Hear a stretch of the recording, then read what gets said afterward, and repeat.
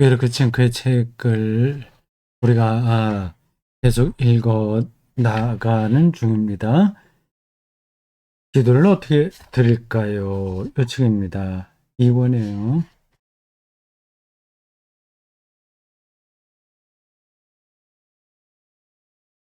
오늘 우리들은 143쪽부터 시작되는 단락을 읽겠습니다. 제목은 하나님 말씀을 멀게만 느끼다입니다. 여러분 그 화면에 이 책에 있는 내용을 뚝딱이 카메라로 찍어서 이미지 파일로 올렸습니다. 이미지 파일로 올리니까 제가 커서로 그걸 표시하기가 잘 안 됩니다. 아래 한글이라든지 또 뭐죠? 다른 것들은 이제 그 원본에다가 커서 밑에 대고 이렇게 뭐죠? 글자 배경을 무슨 색깔로 바꾼다거나 이렇게 또 거기를 단어를 잊어버렸는데 그거를 뭐라고 그러죠? 캡처는 아니고 커서로 이렇게 누르고 가면은 이렇게 뒤에가 이제 검게 되면서 글자가 흰색으로 보이는 거 있잖아요. 그럼 이제 듣는 사람들이 그 어디를 지금 저 강독하는 사람이 강조하고 있는지를 느낄 수 있어요. 근데 지금 그걸 못돼 이미지 파일에는 그 작업을 할 수가 없습니다. 기술적으로 하는 방법이 있을지는 모르겠습니다. 근데 저는 그 기술이 없어서 그냥 올려놓기만 하고 그냥 합니다. 커서가 있죠, 여기도. 근데 커서로 어떤 표시가 되는 게 아니라 이 이미지 파일을 이렇게 움직이는 거 여기까지만 됩니다. 약간 저는 이제 답답하긴 한데 그래도 이미지 파일로 올려서라도 여러분들이 볼 수 있으면 전달하는데 좀 도움이 되겠죠. 그 화면을 보십시오. 하나님 말씀을 멀게만 느끼다 입니다. 웰커튼 그의 기도문이 우리가 일반적으로 알고 있는 그런 기도문이 아니라 신학적인 영성이 담긴 거예요. 그래서 여기서 이분의 이 글을 통해서 우리는 기도를 배울 뿐만 아니라 이렇게 영성도 배웁니다. 이 기도가 그렇게 딱 정리된 언어로 꼭 구사되어야만 하는 건 아닙니다. 어린아이가 어머니 아버지에게 딱 문장이 되게 뭘 얘기하진 않잖아요. 그냥 자기가 알고 있는 방식으로 표현하면 되는 거예요. 기도가 원래 그렇습니다. 말을 또 많이 해야 되는 것도 아니고요. 우리의 중심을 하나님께 드러내는 게 기도죠. 근데 나이가 들면 그런 문장 구성력이 늘기 때문에 어머니 아버지에게도 제대로 된 말로 자기 의사를 전해야 됩니다. 우리가 신앙적으로 어른이 된다면 그건 이제 두서없이 막 이야기하는 것보다는 책에 있기 기도하는 게 좋죠. 이렇게 신학적 영성이라고 할 수 있습니다. 하나님 말씀을 멀게만 느끼다는 제목을 보십시오. 왜 이렇게 찡크가 저렇다는 건 아닐 거예요. 어떤 사람의 마음을 저렇게 표현하고 있는 겁니다. 근데 어떤 사람이 일부가 아니라 상당히 많은 그리스도인에게 해당할 겁니다. 하나님 말씀을 멀게만 느낍니다. 저처럼 평생 동안 저는 목사로 산 사람도 어, 예, 하나님 말씀을 가까이 느끼기가 쉽지 않거든요. 일부러라도 성경을 규칙적으로 읽고 또 강독하고 해야만 느껴지는 겁니다. 그렇게 하지 않으면 아무리 전문가라고 하더라도 여기서 멀어지게 돼요. 일상이 우리의 삶을 완벽하게 지배하기 때문에 그렇습니다. 가수들도 그렇다고 하던데요. 하루라도 저게 노래 연습을 안 하면 이 감도, 노래의 감도가 떨어지는 걸 느낀다는 거예요. 아마추어들은 그건 뭐 상상하기 힘들지만 전문가들은 그렇다고 하는 겁니다. 하나님 말씀을 멀게만 느끼는 건 뭐 일반 신자만이 아니라 목사도 그럴 수 있습니다. 근데 저게 아주 일반적인 현상일 겁니다. 근데 내가 지금 그리스도인이 맞나? 그런 의심 아닌 의심이 들기도 합니다. 자기에게 그런 흔적들이 별로 분명하게 드러나지 않기 때문입니다. 하나님 말씀을 멀게만 느끼다. 제목이 깊은 의미로 우리에게 다가옵니다. 아주 멋진 말씀들이 성경에 있습니다. 그것은 선택받은 자들에 관한 말씀입니다. 나에게는 그 말씀들이 멀게만 느껴집니다. 그 말씀들이 내게만은 적용되지 않습니다.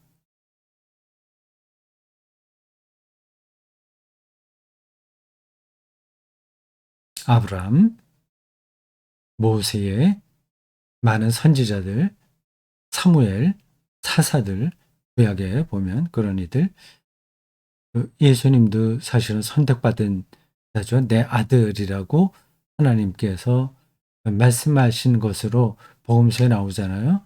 예수님도 소명받은 거죠. 소명과 선택은 같이 가는 겁니다. 제자들 그렇고 그리고 여러 어, 그리스도인들이 신약 성경에 나오는 그리스도인들이 선택받은 자들입니다.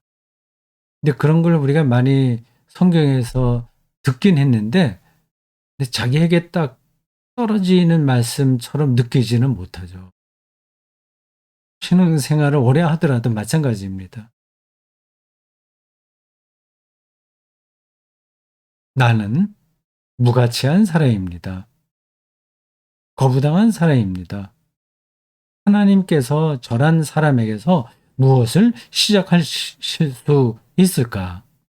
하나님을 부른 다음에도 나는 무슨 말을 이어가야 좋을지 저는 모릅니다. 나는 주님을 소유하지 못했습니다. 주님은 내 곁에 계시지 않습니다. 아주 열정적으로 신앙생활을 하는 사람이 아니라면 되게 저런 어, 말에 공감할 겁니다.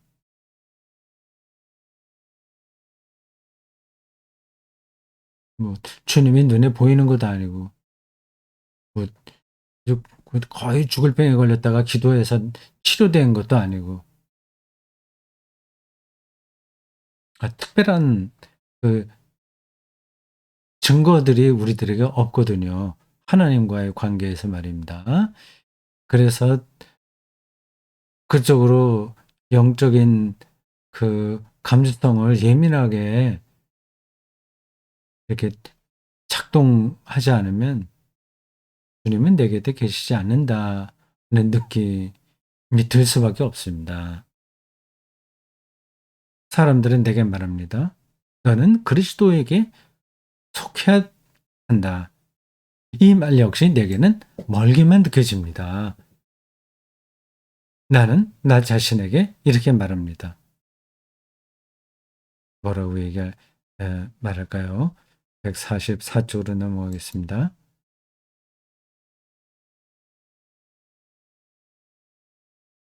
굉장히 솔직한 고백이죠.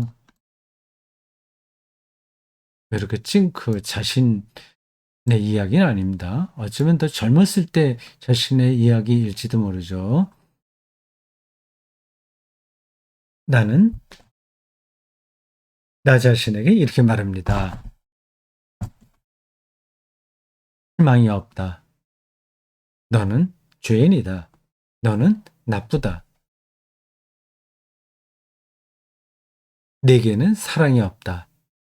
너는 잃은 자다. 너는 저주받았다.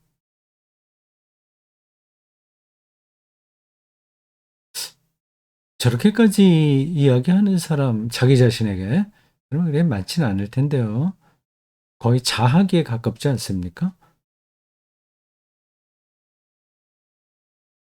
근데 늘 저렇게 생각하지는 않는다고 하더라도 순간순간 저런 생각이 들 때는 많죠.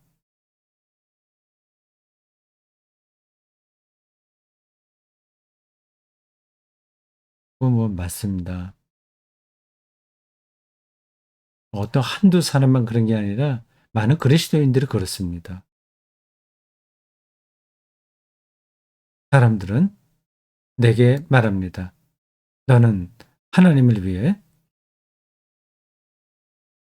무엇인가를 해야만 한다. 내가 무엇을 해야 합니까? 나는 허당입니다. 나는 지쳤습니다.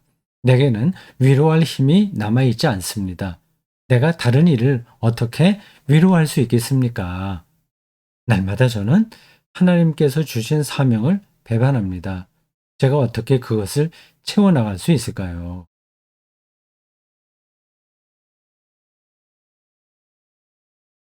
네, 삶에 지친 사람들은 물론 저럴 거고, 그렇지 않은 사람들도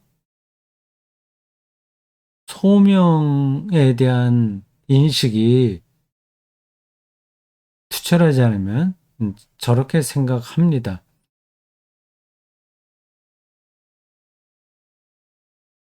이게 참 어려운 문제예요. 어떤 경우에는 신앙이 과열돼서 문제고, 또 어떤 경우에는 식어서 문제고요. 냉소적으로는 안 간다고 하더라도 신앙적인 다이나믹을 잃어서 문제입니다. 과열도 문제고, 침체도 문제예요. 영적으로 다이나믹하면서도 중심을 잃지 않는 신앙 상태가 바람직한 거겠죠. 근데 그게 어디 말처럼 쉽습니까?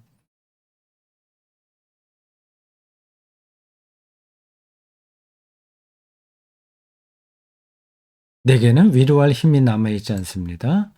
내가 다른 이를 어떻게 위로할 수 있겠습니까? 날마다 저는 하나님께서 주신 사명을 배반합니다. 제가 어떻게 그것을 채워나갈 수 있을까요? 솔직한 고백입니다. 사람들은 내게 말합니다. 너는 하나님의 자녀다. 그 바로 위에서는 하나님을 위해서 무엇을 해야만 한다는 말을 듣는다는 거죠. 근데 그럴 능력이 나에게는 없다. 그렇게 기도했고요. 이제는 너는 하나님의 자녀다. 라는 말을 듣습니다. 그런데도 난 나 자신을 버림받은 사람으로 생각합니다. 하나님의 자녀라는 의식이 분명하지 않은 거죠. 이건 정말 극복돼야 되는데, 그것도 쉽지 않죠. 그냥 세상이 우리에게 가르쳐 준 삶의 방식대로만 사는 겁니다. 그게 이제 과도하게 우리를 지배하니까 하나님과의 관계가 리얼하게 다가오지 않는 거예요. 바로 앞에서 말씀드린 것처럼 신앙적으로 과열되지 않으면서도 영적인 충만감이 유지되는 신앙생활이 우리가 가야 될 길이죠. 근데 그게 그냥은 잘 되지 않습니다. 하나님의 자녀라는 의식이 약한 거죠. 그러니까 그걸 이제 버림받은 사람으로 생각합니다. 라는 문장인 거예요. 자, 그 다음에 145쪽으로 가보겠습니다.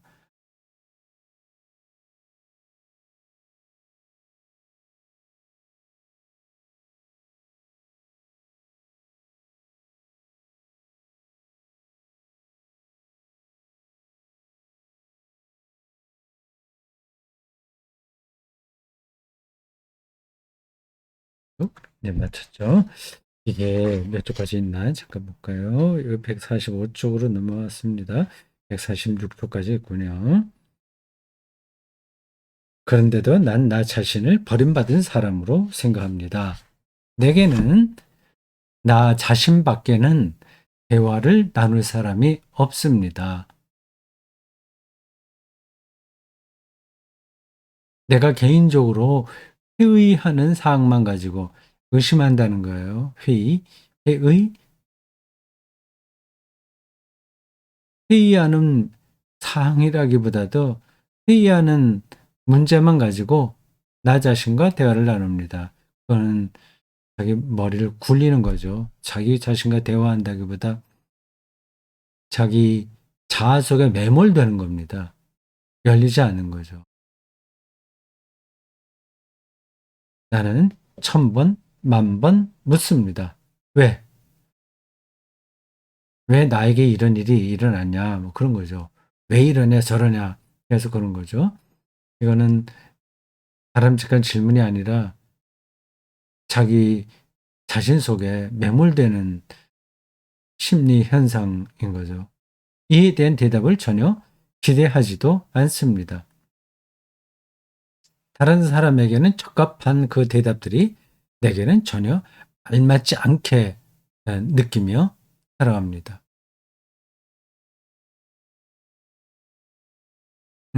뭐 예를 들자면 어떤 사람은 결혼하지 않았는데도 그건 뭐 자기가 다른 방식으로 살아갈 수 있다. 그렇게 해서 받아들이는데 근데 어떤 사람은 그걸 못 받아들이는 거죠. 왜 나에게만 이러한 불행한 일이 벌어졌나. 나에게만 에, 왜 일반적이지 않은 일이 벌어지나. 그런 회의감에 떨어지는 겁니다. 그러면 삶이 위축되는 거죠. 위축되는 것만이 아니라 다른 사람을 향해서 다 다쳐버리죠. 내게는 전혀 알맞지 않게 느끼며 자기에게 갇혀서 살아갑니다. 주님이 누구신지 나는 더 이상 알지 못합니다. 하나님. 그러나 나는 주님께 말씀드리려고 합니다. 앞에서 이렇게 뚝 어떤 수렁 속에 빠져 있는 듯한 그런 상태에 있다고 하더라도 그래도 이제 어떤 자세로 하나님 앞에 나가야 되냐 하는 거를 지금 기도하는 겁니다. 그 부분 다시 보겠습니다. 주님이 누구신지 나는 더 이상 알지 못합니다. 엉클어져 있는 거예요. 하나님. 그러나 나는 주님께 말씀드리려 합니다. 주님 말씀을 들으려 합니다. 나 자신의 모습을 뒤로 숨기고 주님을 찾아 나서렵니다. 자비로우신 하나님, 나를 도와주소서. 예, 저게 바람직한 그리고 최선의 기도입니다. 나를 도와주소서. 나를 어리석음으로부터 구원하소서. 나를 외로움에서 벗어나게 하소서. 만일 내가 주님의 자녀라면, 만일 내가 조금이라도, 주님에게 조금이라도 소용이 있다면, 그럼 나를 어리석음에서, 외로움에서 구원하소서. 뭐예요? 주님의 뜻이 어디에 있는지 나는 모릅니다. 그 앞에서는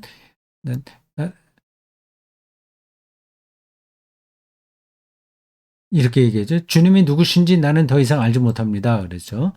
이제 이 대목에서는 주님의 뜻이 어디 있는지 나는 모릅니다. 아니, 그렇죠. 우리 이상하게 생각하지 마십시오. 자, 그럼 다음 쪽, 마지막 쪽입니다. 246쪽입니다.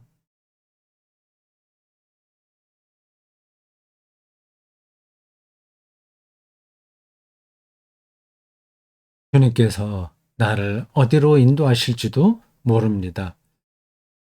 그렇더라도 주님 인도하심에 따르겠습니다. 근데 갈 길 몰라도 주님이 이끄시는 대로 가겠다. 주님께서 원하시는 그대로 받아들이렵니다. 나에게 주어진 삶은 다 하나님의 선하심이라 이니까 다 받아들이는 겁니다.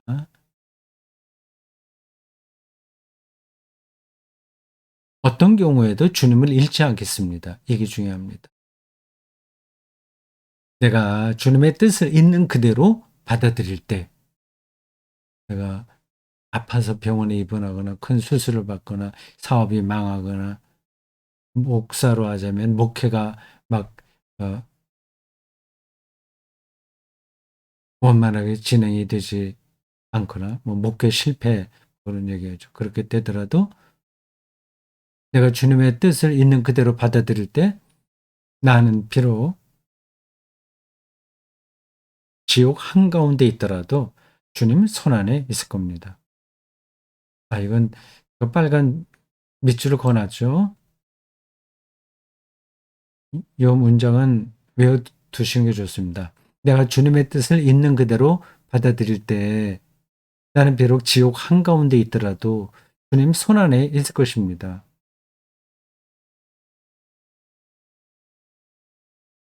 내가 주님으로부터 멀리 떨어진다면 주님께서는 아마 내가 불안해하기를 바라실 겁니다. 불안의 유일한 이유는 주님에게서 멀리 떨어지는 거죠. 그것이 오히려 주님께 좋은 결과를 가져올 것입니다. 내게도 그런 것이 더 좋습니다. 불안해야 가까이 가니까요. 멀리 떨어져 있으면서도 불안해하지 않는다면 그럼 그게 좋다 하고 그냥 사는 거죠. 이로써 나는 주님께로 더 가까이 다가설 것입니다. 내가 주님 곁에 있다면 비록 지옥에서라도 주님 자비를 경험할 것입니다. 예, 지옥 이야기가 두 번이나 나왔어요. 이게 그냥 문학적 수사, 레토릭이라고 생각하지 마십시오. 그건 가장 리얼한 겁니다. 나는 비록 지옥 한가운데 있더라도 주님 손 안에 있을 것입니다. 내가 주님 곁에 있다면 비록 지옥에서라도 주님 자비를 경험할 것입니다. 아직 이러한 단계까지 우리가 올라가지 못했다고 하더라도 가도록 노력해야 됩니다. 그리고 그걸 기대해야 됩니다. 이런 정도 된다면 얼마나 그 사람의 영혼이 풍요롭겠습니까? 내가 주님 곁에 있다면 비록 지옥에서라도 주님 자비를 경험할 것입니다. 그렇게 끝나고 요한일서 3장 19절에서 20절을 여기 인용했습니다. 이렇게 함으로써 우리가 진리에서 났음을 우리는 알게 되고 하나님 앞에서 확신을 가지게 될 것입니다. 우리가 마음의 가책을 받는 일이 있을지라도 불안한 거잖아요. 우린 그렇게 될 것입니다. 하나님이 우리의 마음보다 크시고 불안한 우리의 마음보다 크시고 또 모든 것을 아시기 때문입니다.